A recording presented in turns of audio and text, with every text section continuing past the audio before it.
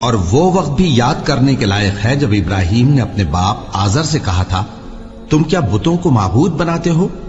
میں دیکھتا ہوں کہ تم اور تمہاری قوم کھلی گمراہی میں ہو۔ اور ہم اس طرح ابراہیم کو آسمانوں اور زمین کے عجائبات دکھانے لگے تاکہ وہ خوب یقین کرنے والوں میں ہو جائیں۔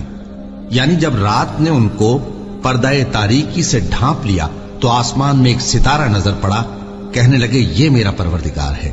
جب وہ غائب ہو گیا تو کہنے لگے کہ مجھے غائب ہو جانے والے تو پسند نہیں۔ پھر جب چاند کو دیکھا کہ چمک رہا ہے تو کہنے لگے یہ میرا پروردگار ہے۔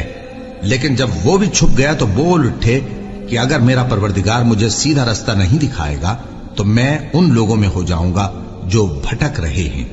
پھر جب سورج کو دیکھا کہ جگمگا رہا ہے تو کہنے لگے میرا پروردگار یہ ہے، یہ سب سے بڑا ہے۔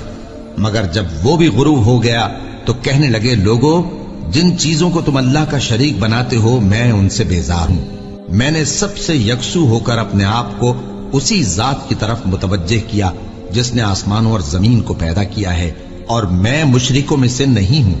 اور ان کو ابراہیم کا حال پڑھ کر سنا دو جب انہوں نے اپنے باپ اور اپنی قوم کے لوگوں سے کہا کہ تم کس چیز کو پوجتے ہو؟ وہ کہنے لگے کہ ہم بتوں کو پوجتے ہیں اور ان کی پوجا پر قائم ہیں۔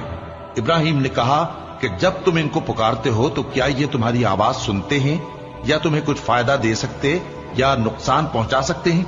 انہوں نے کہا نہیں، بلکہ ہم نے اپنے باپ دادا کو اسی طرح کرتے دیکھا ہے۔ ابراہیم نے کہا کیا تم نے دیکھا کہ جن کو تم پوجتے رہے ہو تم بھی اور تمہارے اگلے باپ دادا بھی، تو وہ میرے دشمن ہیں، مگر رب العالمین میرا دوست ہے۔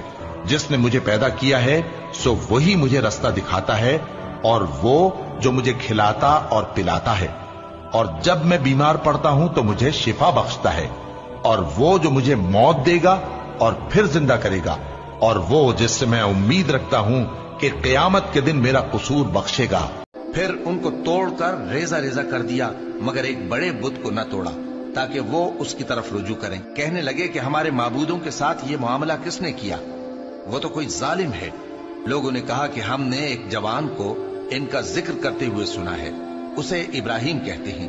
وہ بولے کہ اسے لوگوں کے سامنے لاؤ تاکہ وہ گواہ رہیں۔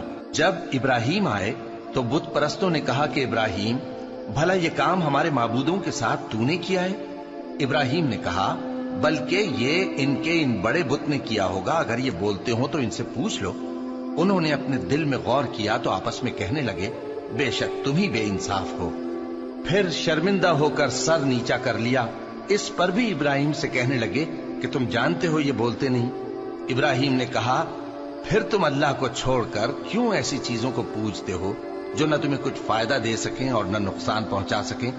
تف ہے تم پر اور جن کو تم اللہ کے سوا پوجتے ہو ان پر، کیا تم عقل نہیں رکھتے؟ تب وہ آپس میں کہنے لگے کہ اگر تمہیں اس سے اپنے معبودوں کا انتقام لینا اور کچھ کرنا ہے تو اس کو جلا ڈالو اور اپنے معبودوں کی مدد کرو۔ ہم نے حکم دیا اے آگ سرد ہو جا اور ابراہیم پر سلامتی والی بن جا۔ ان لوگوں نے برا تو ان کا چاہا تھا مگر ہم نے انہی کو نقصان میں ڈال دیا۔ یہ پیغمبر جو ہم وقتاً فوقتاً بھیجتے رہے ہیں، ان میں سے ہم نے بعض کو بعض پر فضیلت دی ہے۔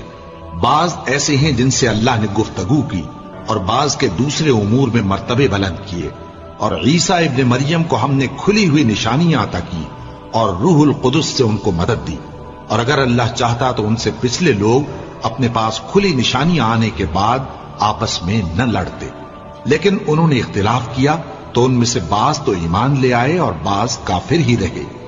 اور اگر اللہ چاہتا تو یہ لوگ باہم جنگ و قتال نہ کرتے، لیکن اللہ جو چاہتا ہے کرتا ہے۔ اللہ وہ معبود برحق ہے کہ اس کے سوا کوئی عبادت کے لائق نہیں، زندہ ہے، سب کو تھامنے والا، اسے نہ اونگ آتی ہے نہ نیند۔ جو کچھ آسمانوں میں اور جو کچھ زمین میں ہے سب اسی کا ہے۔ کون ہے کہ اس کی اجازت کے بغیر اس سے کسی کی سفارش کر سکے؟